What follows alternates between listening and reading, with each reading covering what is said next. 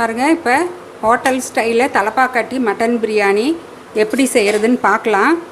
நீங்கள் இது மாதிரி செஞ்சிங்கன்னா மறுபடியும் ஹோட்டலுக்கு போனால் நீங்கள் தலப்பாக்கட்டி பிரியாணியை ஆர்டர் பண்ண மாட்டீங்க. அந்த அளவுக்கு டேஸ்ட்டாக இருக்கும்.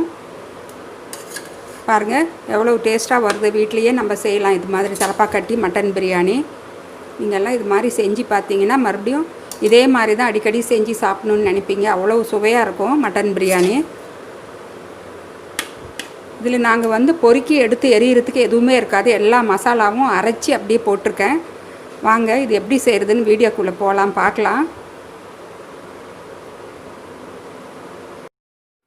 ஹலோ ஃப்ரெண்ட்ஸ், இன்றைக்கி தலப்பாக்கட்டி மட்டன் பிரியாணி செய்கிறது எப்படின்னு பார்க்கலாங்க. அதுக்கு தேவையான பொருட்கள் பாருங்கள். மட்டன் 1/2 கிலோ வாங்கி நல்லா க்ளீன் பண்ணி வச்சுருக்கு. இது நான் உங்களுக்கு 1/2 கிலோவுக்கு உண்டான அளவு சொல்கிறேன். 1/2 கிலோ அரிசி, சீரக சம்பா அரிசியும் வாங்கி நல்லா கழுவி எடுத்து வச்சுருக்கேன். கரம் மசாலா பவுடர் ரெடி பண்ணணும். இது மாதிரி ஒரு 4 சின்ன பீஸுங்களாக மெல்லிசாக இருக்கிற பீஸுங்களாக பார்த்து ஒரு 4 பீஸ் பட்டை, ஒரு 10 பெப்பர் பால், 1/2 ஸ்பூன் சீரகம், 1/2 ஸ்பூன் சோம்பு, ஒரே ஒரு ஸ்டார் அனீஸ். இது லவங்கம் 5 வச்சுருக்கேன். ஏலக்காய் 4. இதெல்லாம் நாங்கள் மிக்சியில் போட்டு நல்லா பவுட்ரு மாதிரி அரைச்சி எடுத்துக்கலாம். நம்ம பொறுக்கி போடுறதுக்கு இதில் எதுவுமே இருக்காது. அதை தாளிக்கிறதுக்கு பாருங்கள், ஒரு கைப்பிடி அளவுக்கு நான் சின்ன வெங்காயம் எடுத்து வச்சுருக்கேன். பெரிய வெங்காயம் 2 நறுக்கி வச்சுருக்கேன். ஒரே ஒரு தக்காளி. இந்த எலுமிச்சை பழத்தில் பாதி ஜூஸ் எடுத்துக்கலாம். காரம் எங்கள் தேவைக்கு ஏற்ப நான் பச்சை மிளகாய் எடுத்து வச்சுருக்கேன். 4 மிளகாய் எடுத்து வச்சுருக்கேன். 1 டேபிள் ஸ்பூன் அளவுக்கு இஞ்சி பூண்டு விழுது. அவ்வளோதாங்க. அப்புறம் இது பொடியாக நறுக்குனா கொத்தமல்லி தழை. இது புதினா தாளிக்கிறப்ப போடுறது. தயிர் 1 டேபிள் ஸ்பூன். தேங்காய் ஒரு 4 பீஸ் வச்சுருக்கேன். ஜாதிக்காயும் தேங்காவோட ஜாதிக்காயும் ஜாபத்திரி பாருங்கள். அந்த ஒரு பூவில் பாதி கட் பண்ணி எடுத்து வச்சுருக்கேன். ஜாதிக்காய் பாருங்கள், ஒரு சின்ன பீஸ். ஒரு ஃபுல் ஜாதிக்காயில் ஒரு 1/4 போர்ஷனுக்கும் கொஞ்சம் கம்மியாக உடச்சி எடுத்து வச்சுருக்கேன். இதெல்லாம் அந்த தேங்காவோட போட்டு நல்லா நைஸாக பேஸ்ட் மாதிரி அரைச்சி எடுத்து வச்சுக்கலாம் மிக்சியில். பிரிஞ்சி இலையெல்லாம் பவுட்ரு பண்ணால் சாதம் கொஞ்சம் கலர் ரொம்ப டார்க்காக போயிடும். பிரியாணி இலையும் இந்த கல்பாசியும் மட்டும் நான் தாளிக்கிறப்ப போட்டுடுறேன். 2 ஏலக்காய், ஃப்ளேவர் ரொம்ப சூப்பராக இருக்கும். குக்கர் வச்சு அதில் ஆயில் ஊற்றிருக்கேன். வெறும் ஆயில் மட்டும்தான், நான் நெய் ஊற்றலை. இப்போ அந்த பிரிஞ்சி இலை, கல்பாசி, 2 ஏலக்காயும் போட்டுக்கலாங்க. அது கொஞ்சம் பொரிஞ்சு வந்ததும் இந்த வெங்காயத்தை ஆட் பண்ணிக்கலாம். சின்ன வெங்காயம் முழுசாக தான் போடுறேன். இப்போ இந்த பெரிய வெங்காயம், இந்த பச்சை மிளகாய் 2யுமே போட்டுக்கலாங்க. இந்த வெங்காயம் நல்லா வதங்கி கலர் மாறுற வரைக்கும் கொஞ்சம் வதக்கி விடலாம். கலர் நல்லா கோல்டன் ப்ரௌன் கலருக்கு கொஞ்சம் முன்னாடியே கலர் மாறுற வரைக்கும் டைம் கொடுக்கலாம். அந்த டைமில் நாங்கள் அந்த மசாலா பவுடர் ரெடி பண்ணிக்கலாம். மிக்சியில் போட்டு நான் வறுத்து அரைக்க வேண்டியதில்லை, ப்ளைனாகவே அப்படியே போட்டு அரைச்சிக்கலாம்.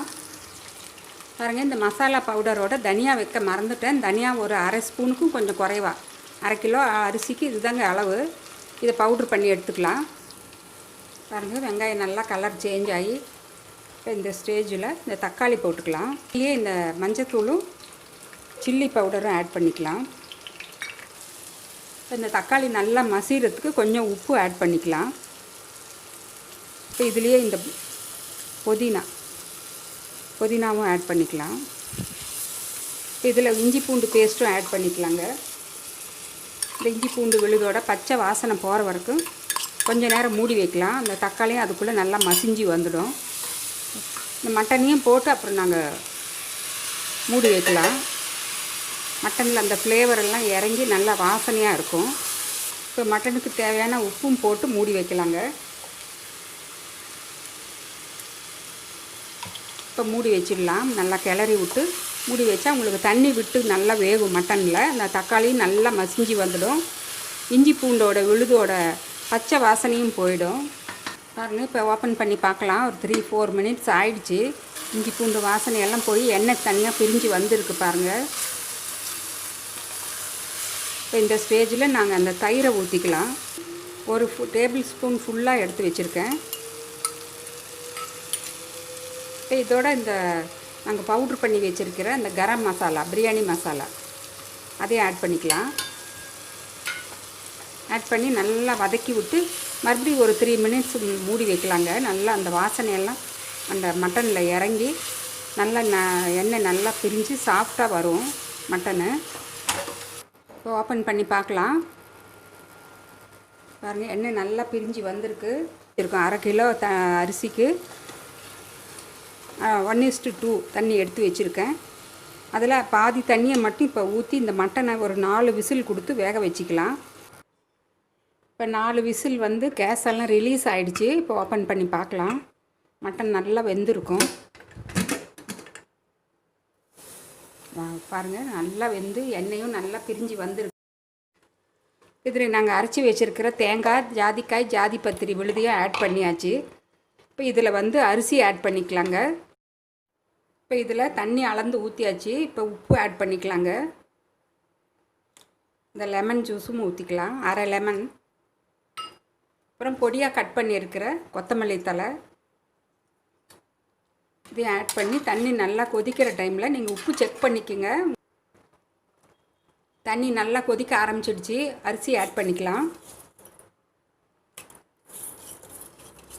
அரிசி ஆட் பண்ணி நல்லா மூடி போட்டு மூடி ஒரே ஒரு விசில் மட்டும் கொடுத்துக்கலாங்க. அப்புறம் நாங்கள் தம் வைக்கணும்.